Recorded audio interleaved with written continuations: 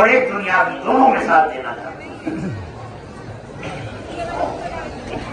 بارگاہ رسالت مآب صلی اللہ علیہ وسلم، مدینہ طیبہ، مدینہ منورہ، گنبد خضرا، اللہ اکبر، ہمارے آقا و مولا حضور سرکار دو عالم صلی اللہ تعالیٰ علیہ وسلم کی بارگاہ میں جب ہم حاضر ہوتے ہیں، ہاں وہ کتنا بھی بڑا چشتی ہو، بہت اچھا، کتنا ہی بڑا چشتی ہو، میں سب سے پہلے چشتیوں کا ذکر کر رہا ہوں، بے شک بے شک، بہت اچھا، کتنا ہی بڑا قادری ہو، ہاں کتنا ہی بڑا سہروردی ہو، کتنا ہی بڑا نقشبندی ہو، ہاں ہاں، جتنے بھی سلاسل ہیں، کوئی بھی مسئلہ ہو، کوئی بھی فرقہ ہو، وفا کتنا ہی بڑا ہو، یہ تو مشائخ عظام کی بات ہے۔ یہ روح زمین پر مولا کائنات سے لے کر آج تک جتنے بھی مشائخین ہیں، میں ان سب کا ذکر کر رہا ہوں، بہت اچھی بات، کسی ایک کا نہیں۔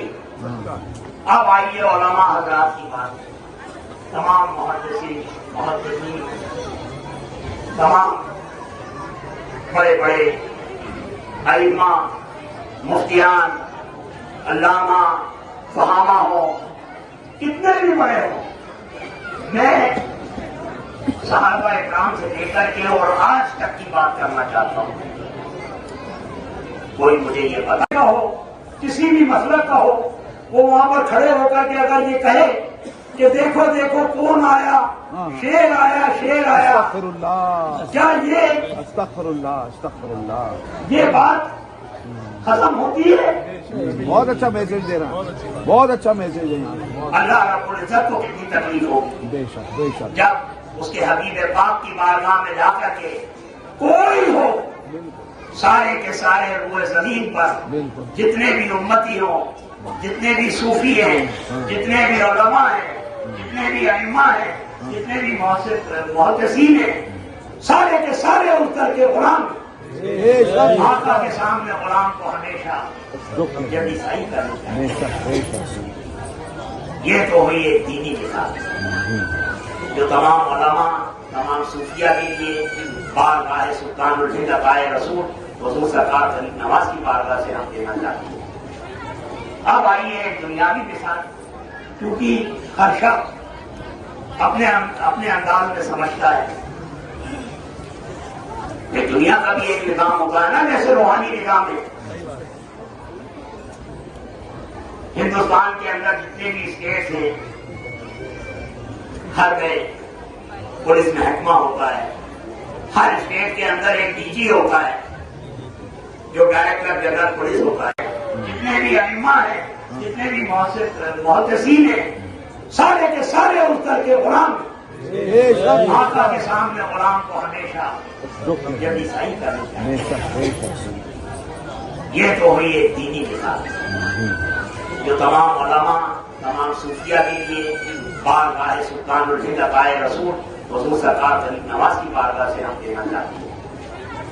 اب آئیے ایک دنیاوی مثال، کیونکہ ہر شخص اپنے انداز میں سمجھتا ہے کہ دنیا کا بھی ایک نظام ہوتا ہے نا، جیسے روحانی نظام ہے۔ ہندوستان کے اندر جتنے بھی اسٹیٹس ہیں، ہر میں پولیس محکمہ ہوتا ہے، ہر اسٹیٹ کے اندر ایک ڈی جی ہوتا ہے جو ڈائریکٹر جنرل پولیس ہوتا ہے، جس کے اندر میں پورا پولیس محکمہ ہوتا ہے۔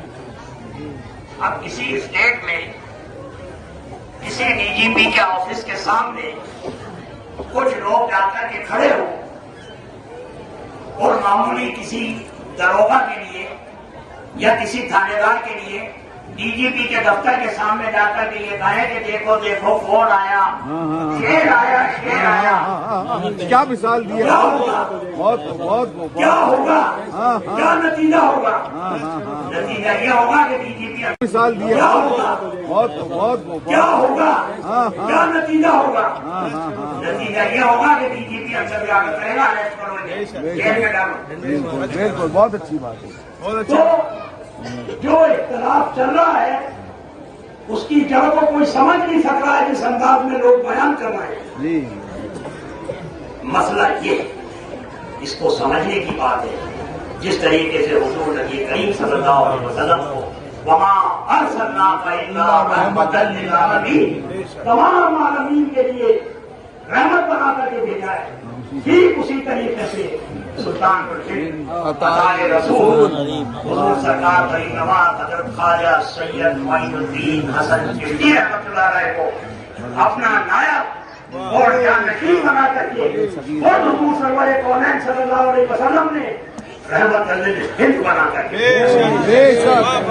یہ تمام کے لیے رحمت ہے. کسی قبیلے کی شرط نہیں ہے, کسی فرقے کی شرط نہیں ہے, کسی مذہب کی شرط نہیں ہے, کسی مذہب کسی دھرم کی شرط نہیں ہے. غریب نواز کے دربار میں مسلم تو حاضر ہوتے ہی ہیں. ہزاروں لاکھوں کی تعداد میں غیر مسلم کی بارگاہ غریب نواز میں حاضر ہوتے ہیں. ان کو بھی فیضان ہوتا ہے کیونکہ یہ رحمت ہے. لہذا آج کے اس دور میں جو حالات ملک کے چل رہے ہیں, لاکھوں کی تعداد میں غیر مسلم کی بارگاہ غریب نواز میں حاضر ہوتے ہیں. ان کو بھی فیضان ہوتا ہے کیونکہ یہ رحمت ہے. لہذا آج کے اس دور میں جو حالات ملک کے چل رہے ہیں وہ تمام لوگ اس سے واقف ہیں. لہذا ہم جمیع خدام خواجہ کی جانب سے یہ پیغام دینا چاہتے ہیں سلطان الہند عطائے رسول کی بارگاہ سے روبرو آتا ہے نور آستانہ عالیہ کے سامنے سے کہ آپ کسی بھی مذہب سے آپ کا تعلق ہے, کسی بھی فرقے سے آپ کا تعلق ہے, ہر شخص کا اس کی خبر, اس کا جواب, اس کا سوال اسی کے ذمہ ہے.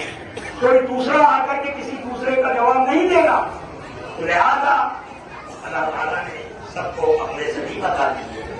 آپ کے اپنے عمل سے جو بھی آپ جس کو بھی مانتے ہیں, جو بھی اچھا سمجھتے ہیں, آپ کا جو بھی اپنا عقیدہ ہے وہ آپ کا نجی معاملہ ہے. دین پر کسی کا جبر نہیں ہے, کسی کا بھی جبر نہیں ہے. لہذا آپ اپنے ذہن کے حساب سے اپنے عقائد کے اوپر قائم رہیں. لیکن صرف یہ میسج دینا چاہتا ہوں جمیع خدام خواجہ کی جانب سے کہ آپ کسی بھی مسلک سے آپ کا تعلق ہے, آپ اپنے عقیدے پر قائم ہیں, لیکن کم از کم کرانے کی دینا چاہتا ہوں جمیع خدام خواجہ کی جانب سے کہ آپ کسی بھی مسلک سے آپ کا تعلق ہے, آپ اپنے عقیدے پر قائم ہیں, لیکن کم از کم کرانے کی بنیاد پر آپ کو ایک جگہ متحد ہونا پڑے گا. یہ میسج غریب نواز کی بارگاہ سے ہے, وہ جہاں تک ہو اس کو پہنچا دیں آپ.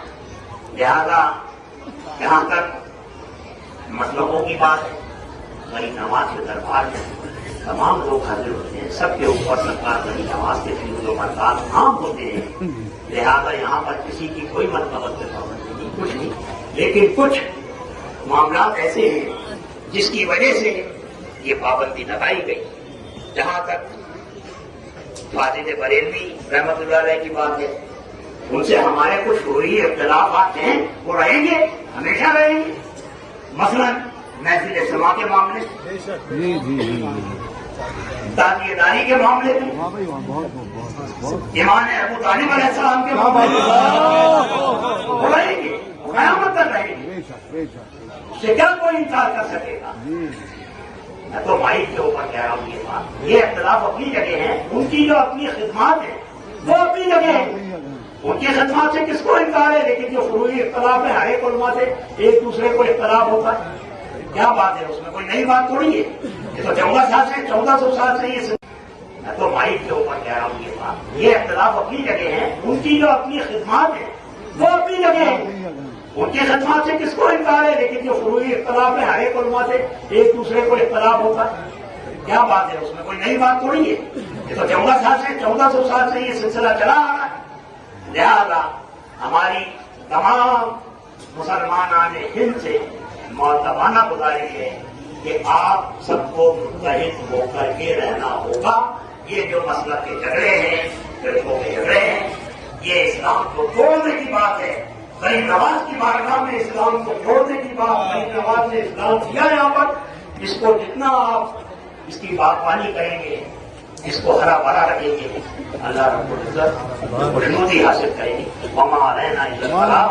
السلام علیکم ورحمۃ اللہ وبرکاتہ.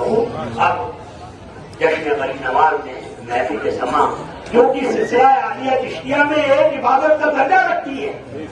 اگر کوئی عالم یہ کہے کہ سما حرام ہے، ایسے تسلیم کیا جائے گا بھائی؟ اگر سما حرام ہے تو کیا بابا قطب الدین بختیار کاکی یہ عمل کرتے تھے؟ حضرت نظام الدین اولیاء محبوب الہی یہ کرتے تھے؟ جتنے بھی اقربا ہیں، جتنے بھی سلسلہ عالیہ چشتیہ کے بزرگ ہیں، تو ہمارے یہاں پر ہمارے اس سلسلے میں محفل سماع عبادت ہے، عبادت کی نظر سے. یہاں پر ہمارے اس سلسلے میں محفل سماع عبادت ہے، عبادت کی نظر سے. جس کو یہ سمجھ میں نہیں آتا وہ اپنے وہاں ہے. لہذا اگر کوئی یہ بات کرتا ہے یہاں پر آ کر کے تو مجھے یہ بتائیں کہ ان کے مسلک میں جا کر کے ہم کہیں بھائی محفل سماع ہم کو پڑھیں گے، کیا یہ جائز بات ہوگی؟ کبھی نہیں ہوگی. وہاں کا اپنا قانون ہے، اپنا نظام ہے، اس طریقے سے وہاں جانا ہوگا. وہاں پر حاضری دینی ہوگی تو ہر جگہ کا ایک نظام ہوتا ہے، ایک دستور ہوتا ہے. وہاں کا جو بھی قانون ہے اس کے مطابق آپ کو حاضری دینی ہوگی. صرف یہ میسج میں یہاں سے دینا چاہتا تھا. میرا دل چاہ رہا تھا، حالانکہ کوئی وقت نہیں تھا، بہت نہیں تھا، لیکن حالات کے تحت مجھے یہ بیان کرنا پڑا. وما علینا الا البلاغ. السلام علیکم ورحمۃ اللہ وبرکاتہ. وعلیکم السلام ورحمۃ اللہ.